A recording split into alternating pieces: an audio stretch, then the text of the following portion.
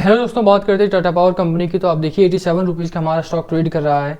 इस वीडियो में हम बात करेंगे कि नेक्स्ट वीक की क्या मूव हो सकती है, क्योंकि कुछ बड़ी खबरें आई थी। जैसे हमने पहले भी आपको बताया था, यूनिप के साथ इसकी बहुत बड़ी पार्टनरशिप हुई है टाटा पावर की। एनसीजीपीएल के बाद मर्जर की भी खबरें आई थी कुछ। तो टाटा पावर ओवरऑल अगर हम देखें तो खबरों का स्टॉक है हमारा, और खबरें बहुत ही ज़्यादा पॉजिटिव आई हैं। तो नेक्स्ट वीक में क्या ये स्टॉक जो है हमारे 87 रुपीज़ का वो 95 क्रॉस कर सकता है या नहीं। एंड मोस्ट इंपॉर्टेंट कि क्या ऐसा तो नहीं होगी ये बेरिश जोन में वापस चला जाए और 85 टू 82 का एक लेवल टच कर सकता है।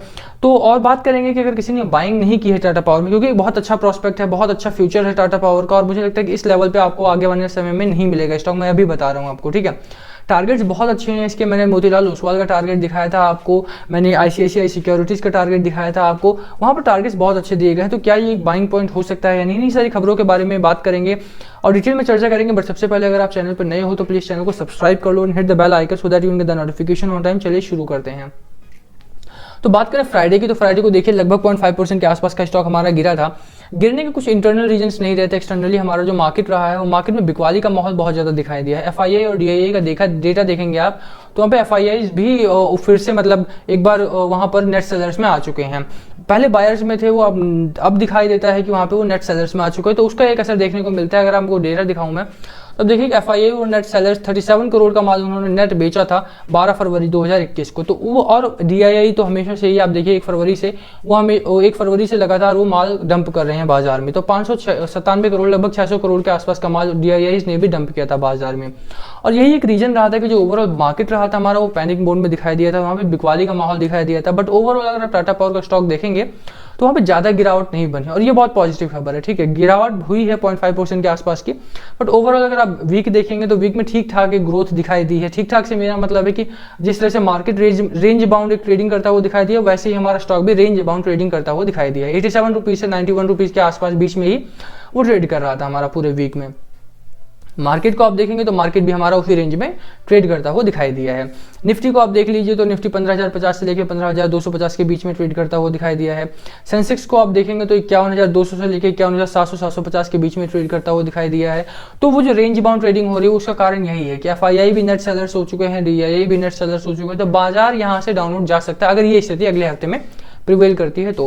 बट ओवरऑल अगर ओवर द वीक की बात करें, एक हफ्ते में क्या कुछ हुआ है हमारा, तो एक हफ्ते में 5,871 करोड़ का माल एफआईआई ने खरीदा है, ठीक है। नेट परचेज यहाँ पर आप देख सकते हैं एफआईआई रुपीज़ करोड़, और 5800 करोड़ के आसपास का माल एफआईआई ने खरीदा है, और 5600 करोड़ के माल आसपास डीआईआई ने बेचा। तो 200 करोड़ के आसपास का माल यहाँ पे खरीदा गया है, पॉजिटिव है। और यही रीजन रहा है कि जो ओवर द वीक की बात करेंगे तो स्टॉक मार्केट में हमारा पॉजिटिविटी बनी रही है। वरना अगर डीआईआई और एफआईआई दोनों नेट सेलर में कन्वर्ट होते तो बाजार हमारा 50,000 के नीचे भी आ सकता था। पर वहाँ बिकवाली और खरीदारी दोनों बराबर चल रही, इसलिए 51,000 को जो लेवल हमारा सेंसेक्स ने मेंटेन किया था वो मेंटेन्ड है अभी भी, और वहाँ पर मार्केट हमारा रुका हुआ है। बट फ्राइडे को दोनों ही नेट सेलर्स में कन्वर्ट हो चुके थे, जो कि एक नेगेटिव चीज़ें हैं, और वो अगर चीज़ें अगले हफ्ते प्रिवेल करती है तो वहाँ पर गिरावट का माहौल बनेगा। बट ओवरऑल एफआईआई का डेटा किस तरह से आता है उसके ऊपर डिपेंड करेगा कि हमारा स्टॉक मार्केट और हमारा टाटा पावर का स्टॉक किस तरह से प्ले ऑफ करता है। ओवरऑल एफआईआई से हमें काफ़ी ज़्यादा उम्मीदें हैं, और डीआईआई से भी एक्सपेक्ट कर सकते हैं हम कि नेक्स्ट वीक में ये बाइंग करने के बारे में सोचेंगे, मूड बनाएंगे अपना कि ये नेट बायर्स में कन्वर्ट हो, माल ज़्यादा बेचे नहीं, खरीदे ज़्यादा। तो वहाँ से एक पॉजिटिविटी बाजार में आ सकती है, और हमारा जो सेंसेक्स है वो 52,000 क्रॉस कर सकता है लगभग। बट ओवरऑल टाटा पावर की बात करें तो यहाँ पर स्टॉक हमारा बहुत अच्छा मोमेंटम सेट कर रहा है। आप देखेंगे तो 100 का एवरेज ब्रोकर टारगेट है, 100 रुपीज़ तो आप इसमें हासिल कर सकते हैं आसानी हो। तो 100 रुपये का तो टारगेट यहाँ पर आप देख सकते हैं कि 100 रुपये का एवरेज ब्रोकर टारगेट है। 15% का अपसाइड यहाँ पर ट्रेंड लाइन वाले भी दे रहे हैं। एवरेज ब्रोकर टारगेट का मतलब होता है कि मोतीलाल ओसवाल ने कुछ टारगेट दिया, आईसीआईसीआई सिक्योरिटीज ने कुछ टारगेट दिया, निर्मल बैंक ने कुछ दिया, एसआरएफ ने कुछ दिया, तो वहाँ से वो एवरेज लेके बनाते हैं। बट ओवरऑल अगर आप बात करेंगे यहाँ पर डिलीवरी परसेंटेज की, तो यहाँ पे 11 फरवरी को लगभग 20% के आसपास की डिलीवरी थी। अब 12 फरवरी को गिरावट का माहौल था, और 12 फरवरी को एक्सपेक्टेड था कि यहाँ पर डिलीवरी परसेंटेज भी बढ़ेगा, शेयर्स ट्रेडेड भी बढ़ेंगे। बट जिस तरह का बाजार दबाव में दिखाई दिया, निफ्टी एनर्जी दबाव में दिखाई दिया, उसकी वजह से यहाँ पर भी गिरावट का माहौल दिखाई दिया है। आप देखेंगे तो यहाँ पर जो शेयर्स ट्रेडेड है वो 20 मिलियन से थोड़े से कम है, और नंबर ऑफ शेयर्स डिलीवर्ड भी थोड़े से 4.3 मिलियन के आसपास है। हालांकि परसेंटेज वाइज देखेंगे तो काफ़ी ठीक ठाक सुधार हुआ है। बट इससे ज़्यादा की उम्मीद कर रहे थे हम इसमें टाटा पावर में, ठीक है। तो ओवरऑल डिलीवरी परसेंटेज ठीक ठाक उधरता हुआ दिखाई देता है यहाँ पर, और उसकी वजह से स्टॉक हमारा बहुत अच्छा खासा भागता हुआ दिखाई दे सकता है अगले हफ्ते में भी। अगले हफ्ते में जो कुछ फैक्टर्स हमारे सामने हैं इस समय पर, वो आप देखिए कि टाटा पावर का ये जो खबर रही है कि यूनिप के साथ और सेंट्रल रेलवे के साथ, टाटा पावर, यूनिप and Central Railway joins hand to set up EV charging points, electronic vehicle charging points लगाने की बात की है टाटा पावर के साथ मिल करके। तो यहाँ पर ये बहुत पॉजिटिव खबर है, ठीक है। इसका असर हमें अगले हफ्ते में देखने को मिल सकता है। वैसे भी आप देखेंगे तो टाटा पावर बहुत ही तेजी से रिकवर कर रहा है। सोलर सेक्टर में भी आप देखें तो वहाँ पर भी काफ़ी भारी भरकम ऑर्डर्स टाटा पावर को मिले थे, टाटा सोलर को। और एक चीज़ जो बहुत अच्छी हुई है टाटा पावर के साथ वो ये है कि लगातार जो खबरों में बना रहा है और खबरों का स्टॉक बन गया है ये, ठीक है। और अगर कोई भी स्टॉक खबरों का स्टॉक बन जाता है और लगातार पॉजिटिव खबरें आ रही हैं उस समय पर, तो वहाँ पर स्टॉक हमारा भागता हुआ दिखाई दे सकता है। अगले हफ्ते में जिस तरह के FII और DII की मूव रहेगी और उसी तरह से मार्केट भागेगा, बट खबरों की वजह से स्टॉक हमारा अगर बहुत ऊपर नहीं गया तब भी हम 92-95 का एक लेवल एक्सपेक्ट कर सकते हैं इसमें next week to next week, है ना। तो 1-2 हफ्ते का आपको वेट करना पड़ सकता है, बट ओवरऑल अगर आप अगले हफ्ते की बात करें तो वहाँ पर पॉजिटिविटी आएगी। इस खबर को हम ज़्यादा डिटेल में नहीं जाएंगे, बट जो दूसरी खबर है जिसका असर हमें अगले हफ्ते में होता हुआ दिखाई देगा, coastal Gujarat power merger with Tata power bye February and.